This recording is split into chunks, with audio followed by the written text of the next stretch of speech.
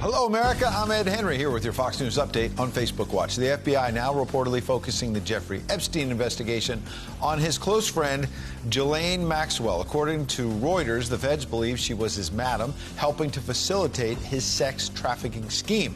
A former FBI special agent joined Fox and Friends earlier to explain why the focus is shifting to her.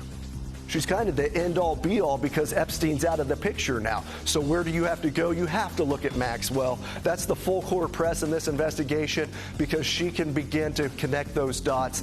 A new accuser has also come forward, claiming Epstein's abuse began when she was just 14. Epstein was found dead in his jail cell back in August. A Mexican police chief now in custody in connection to the massacre of an American Mormon family. He's believed to have ties to the drug cartel that's blamed in the brutal murder of 9 women and kids.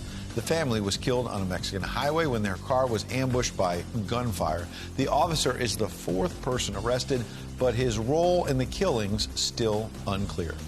A woman's cry for help answered on Christmas Eve by quick-thinking McDonald's workers. She went into a California McDonald's begging workers to call 911.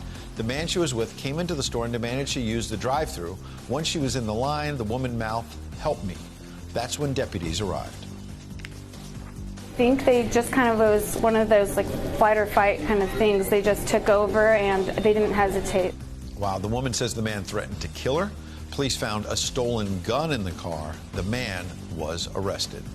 Amazon under fire over its Ring doorbell system. A class action lawsuit filed this week accuses the company of leaving homeowners vulnerable to hackers.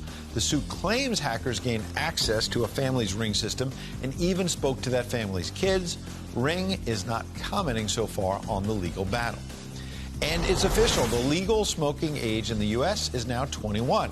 The FDA officially raising it from 18 after President Trump signed off on the change last week as part of a $1 trillion spending bill. The new law, which went into effect immediately, applies to tobacco and vaping products. 19 states and the District of Columbia had already raised the minimum age. Senator Elizabeth Warren issuing a plea to supporters for more money by the end of the year. A campaign email reading, quote unquote, "We're only days away from the biggest fundraising deadline of the year, and we're at risk of missing our $20 million goal." So far, the 2020 Democrat has only raised $17 million in the 4th quarter. That's more than 30% less than she took in the 3rd quarter. Star Wars, The Rise of Skywalker, winning the box office, but a new study finds winning fans' hearts may be impossible. Researchers at The Ohio State University interviewed fans of the sci-fi series before and after a screening of The Last Jedi. They found the only ones that liked the movie were those who felt it met their very high expectations. Everyone else, even those with low expectations, either hated the film or did not like it as much as others. The researchers say this shows any preconceptions can ruin your movie experience. They suggest going to the movie theater with an open mind. Imagine that. The New Year's Eve ball is all dressed up and ready to go for the big drop in New York City. Workers installing new Waterford crystal on the ball in Times Square. This year's crystals feature 3 pineapples. They represent goodwill and hospitality. More than 1 million people are expected in Times Square for the ball drop. And those are your top headlines.